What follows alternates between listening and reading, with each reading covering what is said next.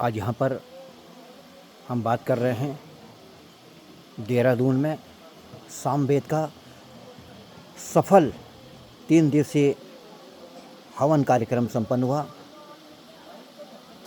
प्रकृति ने भी करवट बदली और तीनों दिन मानो मौसम सुहाना हो गया। दूर दराज से आए हुए भक्तगण और सभी श्रद्धालु, सभी जन बड़े प्रसन्न हुए। हम बात कर रहे हैं इस कार्यक्रम के आयोजक मिस्टर प्रवीण जोशी से। प्रवीण जी, बताइए कि आज क्या कार्यक्रम था जो आज यहाँ पर इतना भव्य शानदार लोग इकट्ठे हुए और भव्य कार्यक्रम हुआ। ईश्वरी कृपा से वेदों में,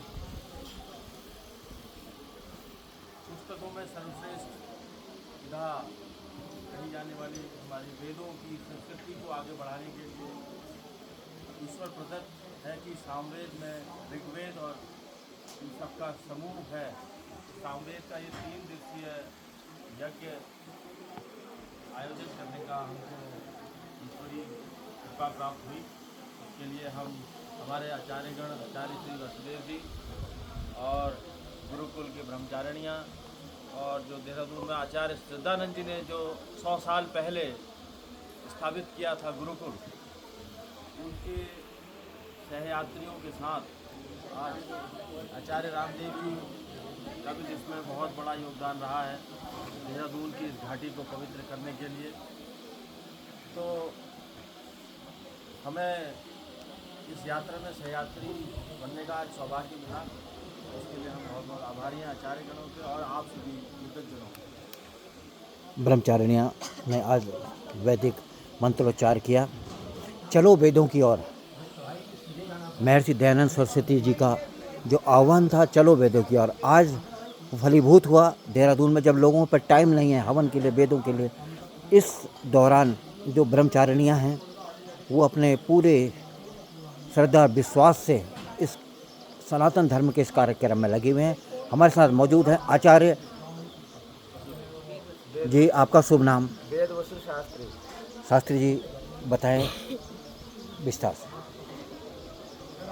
परमात्मा के सबसे पूर्ण ज्ञान चारों वेदों का ज्ञान है, ऋग्वेद, यजुर्वेद, सामवेद और अथर्ववेद। आज से लगभग 2 अरब वर्ष पहले धरती के कल्याण के लिए, मनुष्य जाति के कल्याण के लिए परमात्मा ने 4 ऋषियों के हृदय में वेदों की ज्ञान दिया था। अग्नि, वायु, आदित्य, अंगिरा, इन 4 ऋषियों ने इस धरती के जो है उस ज्ञान को सजाया है। और आज जो यह गुरुकुल परिपाटी देख रहे हैं, उसी वेद के स्वाध्याय में और उन्हीं ऋषियों के ग्रंथों के स्वाध्याय में अपना जीवन सर्वस्व जीवन निछावर कर रहे हैं। इस यज्ञ में जो हमारे जो गुरुकुल के ब्रह्मचारिणियाँ धारा प्रवाह वेद मंत्रों का पाठ किया है, वो महर्षि दयानंद की बहुत बड़ी विशेष कृपा है। जहाँ कन्याओं को एक समय था कि पढ़ने के लिए उनको किसी भी रूप में बढ़ावा नहीं दिया जाता था, ना ही कन्याओं को किसी प्रकार की जो है उन्नति के मार्ग को कोई जो है बताया जाता था। पर महर्षि दयानंद ने कहा, यत्र नारिस्त पूज्यन्ते रमन्ते तत्र देवता। जहाँ माताओं का मान सम्मान होता है, नारियों का, वहीं देवता निवास करता है। उसी फलस्वरूप आज हमारे कन्याएं, हमारे विदुषी बहनें वेद मंत्रों का स्वाध्याय धारा प्रवाह 3 दिन से लगातार हमारे इस परिवार में 3 दिन से लगातार जो है कैसे अबाध गति से सामवेद का पारायण किया है, जो 1875 मंत्र है, जिन मंत्रों को शब्द अर्थ संबंधों के साथ चिंतन किए गए।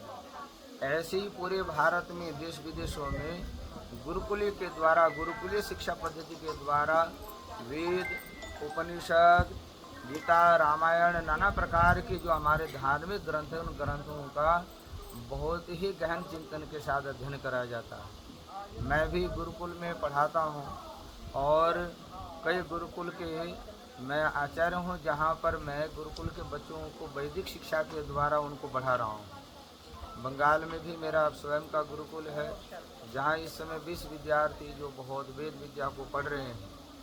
यहाँ देहरादून में रहता हूँ तो यहाँ 5 गुरुकुल है, जिन गुरुकुलों में मेरा बहुत निकट संबंध है। उन बच्चों को मैं पढ़ाता हूँ।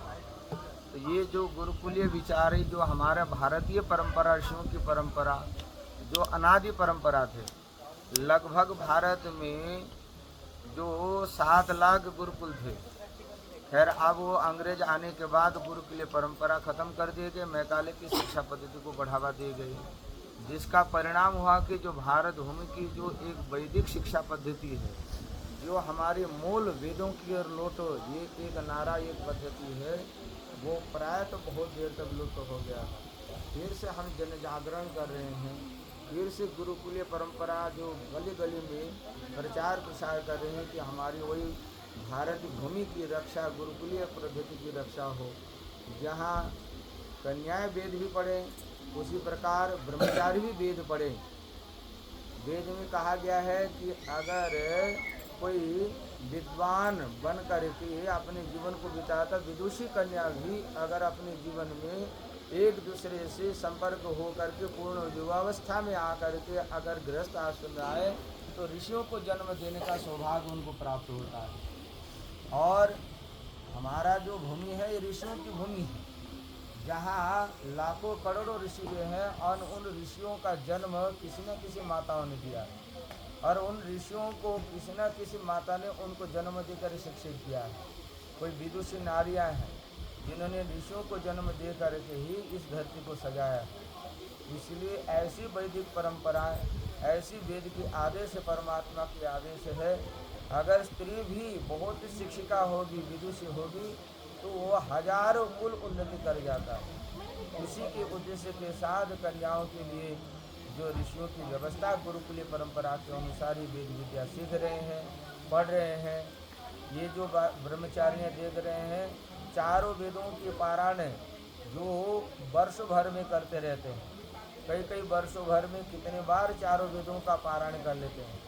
जहाँ हम समाज में देखते हैं कि वेद को कई बार देखने में भी बहुत मतलब अदृश्य होता है कि वेद देखने में नहीं आता है, पर ये कन्याएं उन वेदों का मंत्र पढ़ रहे हैं, वेद के मंत्रों का उच्चारण कर रहे हैं। एक ऐसा समय था जहाँ कन्याएं अगर वेद मंत्र सुन लिया तो खोलता हुआ कान में तेल डाल दिया जाता था।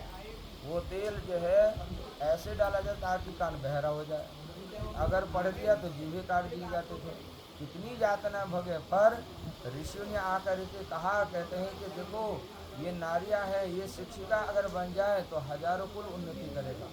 इसी के फल स्वरूप आज हम लोग समाज में गुरुकुलीय पद्धति के अनुसार वेद विद्या को आगे बढ़ा रहे हैं। वेद विद्या को आगे बढ़ाने के लिए कन्याओं को आप शिक्षित कर रहे हैं, ये एक बड़ा अभिनव प्रयास है। इससे पूरे देश और समाज में बहुत अच्छा संदेश जाता है कि हमारी कन्याएं वेदों की ओर लौट रही हैं, और इस कार्य में आप भागीरथी प्रयास आपके सराहनीय हैं। हिमालय यू के यूट्यूब चैनल और न्यूज़ पोर्टल के लिए और दैनिक समाचार पत्र के लिए मैं मुख्य संपादक चंद्रशेखर जोशी की रिपोर्ट।